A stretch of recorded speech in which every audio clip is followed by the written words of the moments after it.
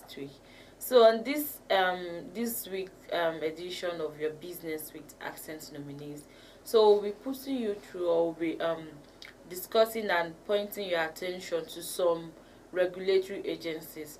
So we are still continuing with the series What's Next After Business Registration, but this afternoon we'll be looking at your regulators, your business regulators. So that's our focus this afternoon. So we'll be averting your mind to some of these regulators. Some of them you may know them, or you may have heard about them, but so what we're just doing this afternoon, for some it might be a refresher course, and for some it might be like your first time of hearing about these regulators. So what do we mean by know your regulators in this context, or in the context of what we want to discuss this afternoon? So regulators in the business field, they are established agencies of the government that are saddled with the responsibility of regulating businesses in Nigeria. And when we talk about regulating businesses, so some of these regulators, they regulate all businesses. So irrespective of the kind of business, the nature of business, the form of business operation and the like, some of these regulators, they regulate this entity. And some regulators on the other hand, they just regulate some sector specific or some industry based business. So when you talk about production of food products, drugs and all of that, there's an agency that is saddled with the responsibility of regulating your activities in that sector. So when it comes to production of things too, so when it comes to manufacturing, there is also an agency too that has prescribed some standards of practice. When you talk about imports, there is an agency that is saddled with that. When you talk about bringing in expatriates in your business, there are industries that manage this, or there are regulators that manages this. So this afternoon we just let you know that there are some regulators that they manage a particular sector of business, and we also have some regulators that they manage all forms of business. So irrespective of the business you carry on, whether it is into production of food items, or even when you render services too, we also have regulators that what they regulate is service. So you don't have an excuse if your business is service providing. So you can't say, oh, I'm not producing things, I'm not manufacturing things, I'm not importing things, all I'm doing is just to provide service. There is an agency that manages services too. So the fact that once your business is registered, or once you are into a business activity, it is expected that there's an agency, there's a regulator that regulates that business. So we'll start with the Corporate Affairs Commission. You can check I think the first series on what next after business registration on this same channel. You can check it out. We discussed extensively all you need to know about the Corporate Affairs Commission. We talked about the fact that the Corporate Affairs Commission is the apex regulator in the business world in Nigeria. Talking about Nigeria now. So before you even relate with other regulators we'll be talking about this afternoon, you need to have your business certificate or your company certificate. So this is to let you know that if you've not visited the Corporate Affairs Commission, you can't even deal with other regulators, and other regulators will not even identify with you, because one of the ways, or the first thing they always demand for, the first thing they always ask business owners is a proof of registration with the Corporate Affairs Commission. So in one of our series on what next after business registration, we talked about registering with the Special Control Unit on money laundering. So that is SCUMO. So you can't register with SCUMO if you don't have a CSC certificate. It is one of the requirements. It's even like the first three requirements. You see your CSC certificate, your business forms, your memorandum and articles of association if it's a company, and status report, which is what the CAC now issues now. CAC they don't use they don't issue forms again, they now use status reports. So if you don't have all of this, and it is the CAC that gives this document, if you don't have all of this, you can't register your business with Kumo. Same thing with registering, protecting your intellectual property. You want to register your trademark, you want to do all of this. Sometimes it is expected that you have registered your business. So if you want to protect your company's intellectual property, you can't protect something in the name of something that does not exist, except you want to register that mark, or you want to protect that IP using your own name. But if you know you want to use a name that is different from your name, with the trademark registry or the patent registry or the design registry, if you are dealing with these entities, you need to provide the name of the company. You cannot just submit the name of a company that is not registered. So that's you shooting yourself in the leg. So the Corporate Affairs Commission is the start point for every business owner. So you can check that presentation on what next after business registration, what you should know about the Corporate Affairs Commission. We had that discussion in one of our series.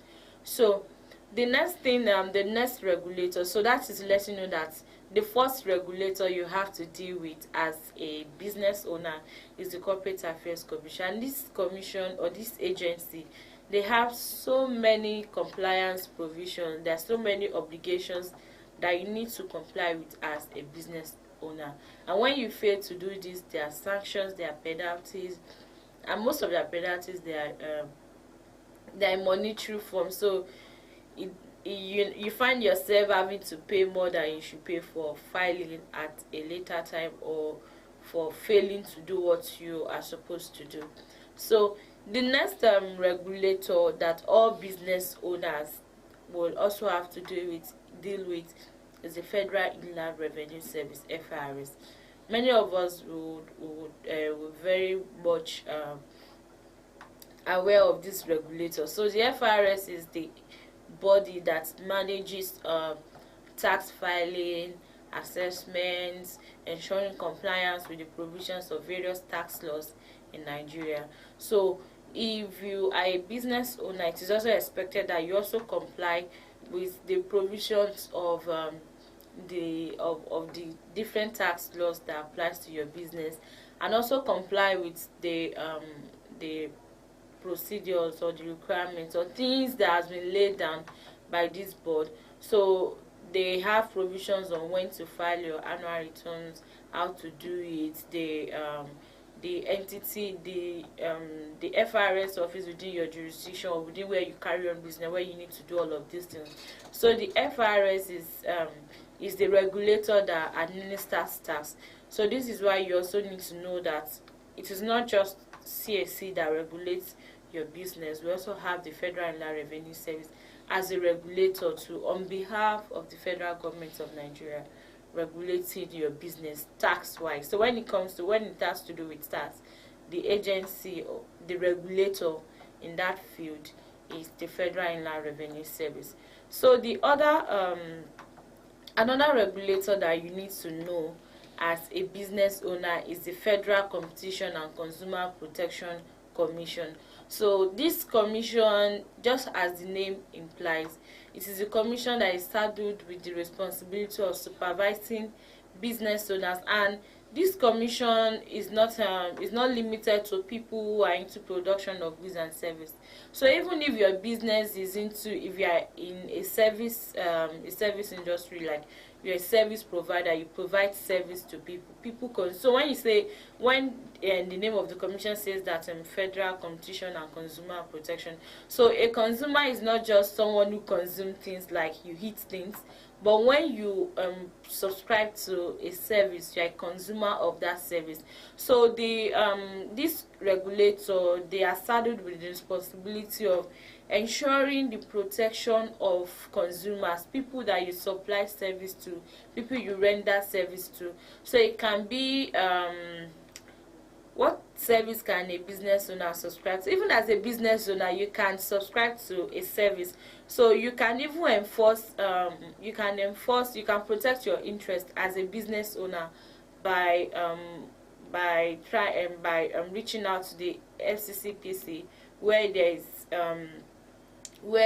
a service that has been provided to you, even as a business owner, but which you didn't get value for. Even when you got value for it, wasn't what you expected to get. So this is to say that even as a business, your business can enjoy protection under the provisions of the Federal Competition and Consumer Protection Commission. So your business can enjoy so it's not just you.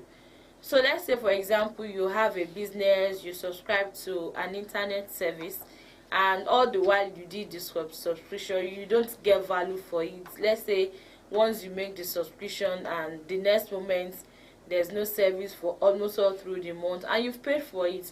So you can challenge this service provider, the internet service provider. You can lodge a complaint to FCCPC, and they would invite parties, they would investigate it. So all you need to do is just to give them the details of the service provider. You give them details of the transaction, where it occurred, if there's an fee. So because sometimes they visit, and one very interesting thing that this FCCPC did yesterday, I understand the Punch newspaper reported yesterday that if these regulators, this FCCPC, they approached some fintech companies that are into loan transactions. They borrow people money, all these mobile cash apps, mobile money lenders and the likes. So I understand that yesterday they went out to raid some entities that are into money lending services, especially all of these entities that they don't have a registered name. They are not registered with the Corporate Affairs Commission. I remember we said that the start point for all businesses in Nigeria is the Corporate Affairs Commission. So if you're a business owner, you are not registered with the Corporate Affairs Commission, you can't even deal with some of these agencies, not to say get licensed. So we have so many loan apps now which is owned by people whose business are not registered in Nigeria, and they don't have any address and the likes. So basically their operations are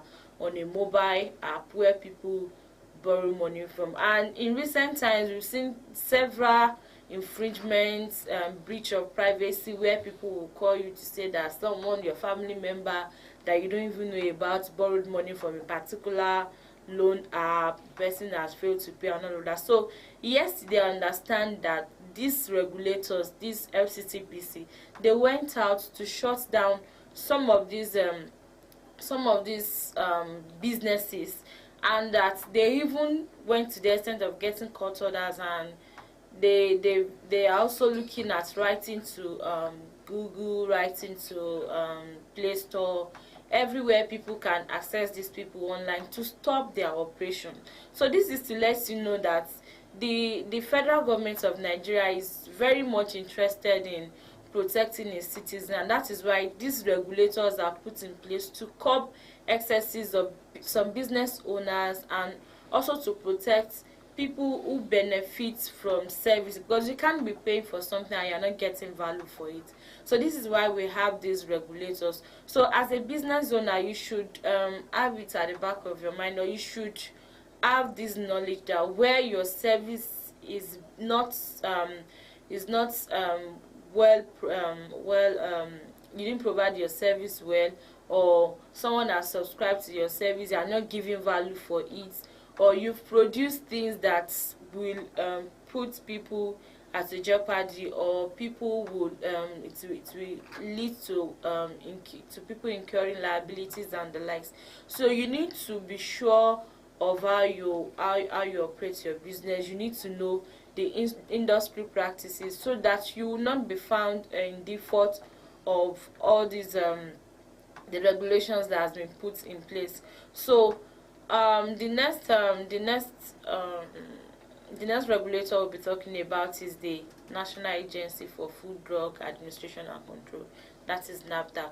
So while the Corporate Affairs Commission, while it oversees businesses generally, and while the Federal Inland Revenue Service too also oversees tax of businesses generally, except those businesses that have been exempted from tax, NAFDAC on its own is only related to some sectors. So if your business falls within the confines of what NAFDAC regulates, then it is expected that you comply with the regulations or the things that have been put into place, the rules of practice, how you conduct your business. So NAFDAC, basically, it is the agency that is in charge of registering, supervising, inspecting, assessing, checking the quality and controlling how people produce things that are either food products, drugs, cosmetic products, everything like that that is under the auspices of the national agencies of food, drug administration and control. So everything that is under, like, it is under their this agency, everything which the law has mandated them to do. So if your business is within this field, let's say you provide medical service, medical device, even food products, and these include all kind of food products, including juice, raw foods, water, and all of that, everything. So that's why you see some of these products, it is expected that you should have your NAFDAC registration number for this product. You have them registered with NAFDAC, and this regulator, they have the power to visit your premises, they have the power to investigate, to check where you produce these things, and they have the power to confiscate, to call for delivery, and to seize goods that are not in compliance with the provisions of this agency. So as a business owner who wants to go into production of foods, production of drugs, cosmetic products, beauty products, and all of that, it is expected that you get your business registered, or this product registered with NAFDAC. And to even register with NAFDAC, you need to have the name protected as a trademark, so that you don't have your name being infringed upon. So this is why you also need to know what NAFDAC expects of businesses within their sector. So another regulator that you need to also know is the Standard Organization of Nigeria. And what does this entity does? Just as the name implies, it is the entity that is saddled with the responsibility of standardizing and regulating the quality of all products in Nigeria. So just as we have NAFDAC, we also have this agency to also trying to put a check on the quality or the standard of products that people push out there. So, but the difference between NAFDAC and SON, Standard Organization of Nigeria, is the fact that if you look at what NAFDAC regulates, NAFDAC basically they regulate, just like I said, food products, medicine, medical device, cosmetic products, and the likes, both imports and the ones you bring into Nigeria and the ones you also produce in Nigeria. NAFDAC regulates it. So Standard Organization of Nigeria, on the other hand, regulates all products except products that are exempted from the jurisdiction of SON, the Standard Organization of Nigeria. So when it comes to food, medical devices, chemicals, military wares and equipment, used products other than automobiles. So Standard Organization of Nigeria, this is not their area, so they don't run quality check and control on anything that has to do with food, drugs, and all of that. So it is not within the jurisdiction of SON. But for all other goods, it's expected that you have these products certified. So if you are importing things into the country, it is expected that you have your Standard Organization of Nigeria certificate, because there's a certificate that is issued for products, and there's also a certificate of conformity too. So it is expected that you also get the certificate. So at the end of the day, you won't just put all these products in your business warehouse or your sales premises. Then these organizations come and they tell you, oh, you don't have certification for all these products and all of that. They have the power to seize this product. So it won't be good if, as a business owner, all your goods keep getting confiscated by regulatory agencies. So what other regulator do you also need to know as a business owner? So if you are a business owner and you engage the services of employees, it is also expected that you also register them with the Nigeria Social Insurance Trust Fund Management (NSITF). So this regulator, what they also do is to regulate the affairs of employers, employees. So they are saddled with the responsibility of ensuring that when workers suffer loss, when they suffer loss during the course of employment, they pay compensation. So let's say you have a worker in your business, this worker sustains accident and the like during the course of employment. It is expected that you cater for this worker. You don't just leave them like that.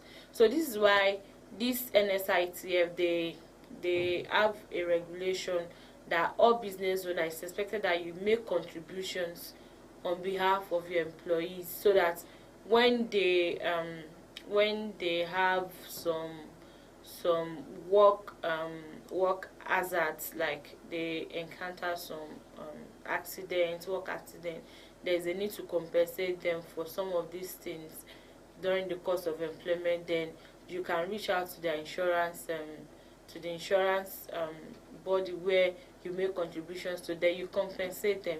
So it is expected that once you have at least like 4 to 5 employees, you should register with NSITF, and you start making contributions for them, such as, it's not even limited to compensations for losses incurred or injuries incurred. Even their retirement benefits too, NSITF also supervises how this is also to be catered for.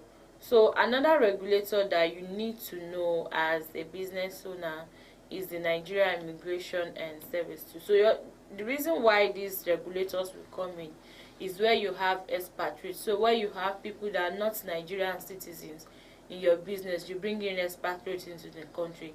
It is not just enough to get their service to bring them into the country, but you also need to get their work permits and residence permit. You need to process all of these things, and the agency that does that is Nigerian Immigration Service. So where you fail to do all of these things, you stand the risk of being penalized for not complying with the provision of this agency.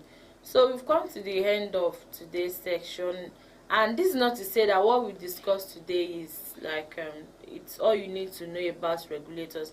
We have a lot of regulators in Nigeria, a lot. We have NOTAP, we have the Central Bank of Nigeria, we have the Nigerian Customs Service. So if you are into importation, you need to have your freight forwarding certificate. So let's say you are into freight forwarding, clearing